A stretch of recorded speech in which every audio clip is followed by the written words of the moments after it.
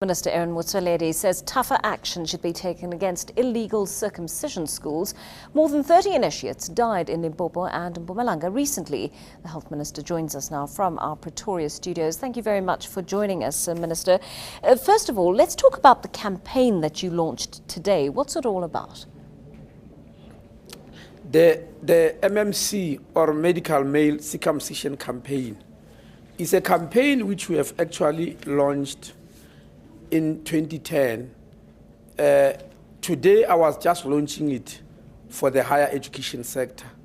It has been proven by science that medical male circumcision has got the capacity to reduce the incidences or prevalence of HIV and AIDS by between 50 and 60%. So it's an advice that all males need to be circumcised. And we have got a target to circumcise 4.3 million males by 2016 in this country. So KwaZulu-Natal has already done a lot because they've already circumcised more than 250,000 males since the campaign started in 2010. But nationally, we have circumcised 910,000 males towards that 4.3 million. So today it was just a launch for the higher education sector. Minister, is this campaign reaching the children who need it most, the traditional leaders in various rural areas who are involved in initiation schools, and the parents who send their children to these schools? Well, I'm sure you are aware that you are talking of two different things here. We have got medical male circumcision, which is done under a hospital or a clinic setting, or an environment that is like a hospital or a clinic setting.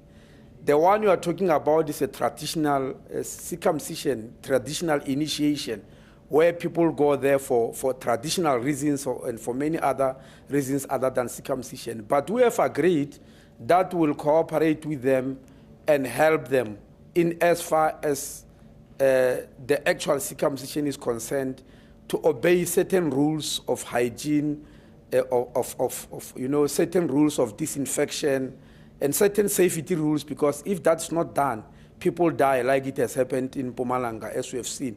But we are talking about two different programs. If any male of whatever age in South Africa comes to us for a medical male circumcision, we'll offer them.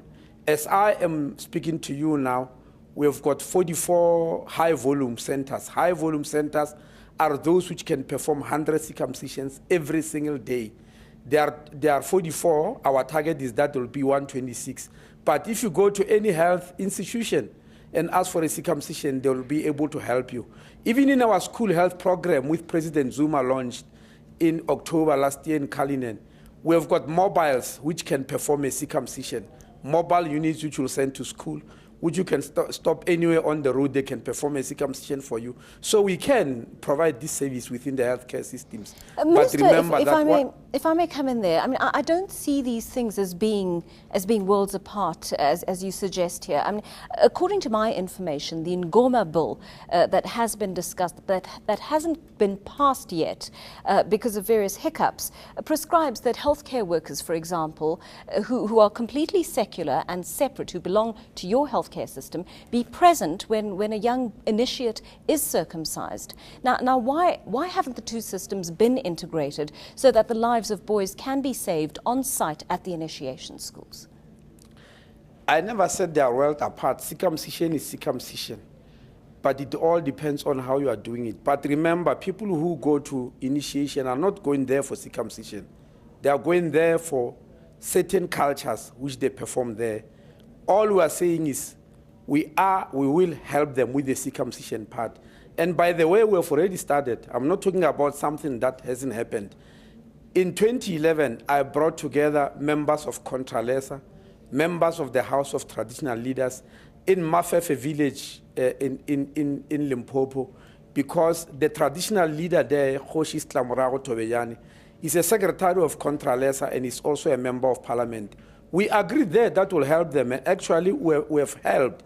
In Limpopo last year, we have helped them do 35,000 circumcision through traditional initiation, but where we're sending qualified doctors and nurses to help them. The problem is if the traditionalist or whoever is doing the traditional way doesn't want us to come in. But we have already come, we are already there, we help. The deaths that happened in Mpumalanga is because they never called anybody from health. They actually did illegal schools. Because even Minister, in terms I'm going of to have to interrupt you there. Those were clearly not illegal schools. Those are registered schools.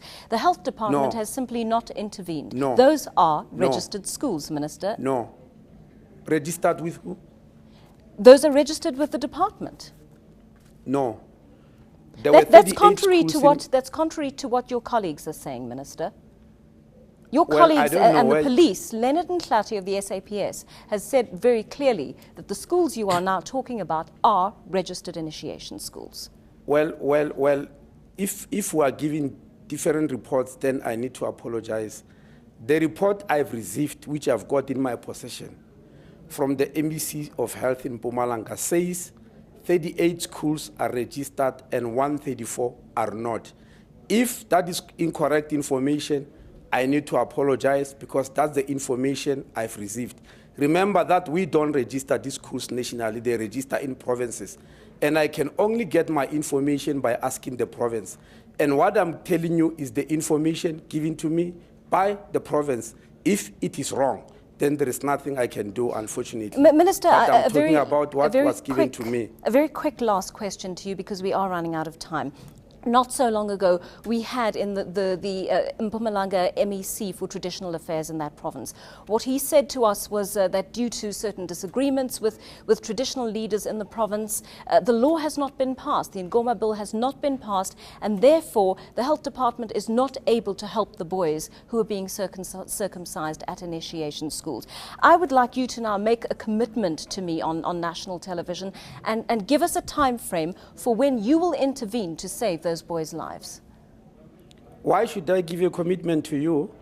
I'm giving the commitment to the nation. You owe it to the country, not to you, Minister. Of course. I'm a citizen of this country, but you owe it to the country. What commitment are you making to save boys' lives in Mpumalanga?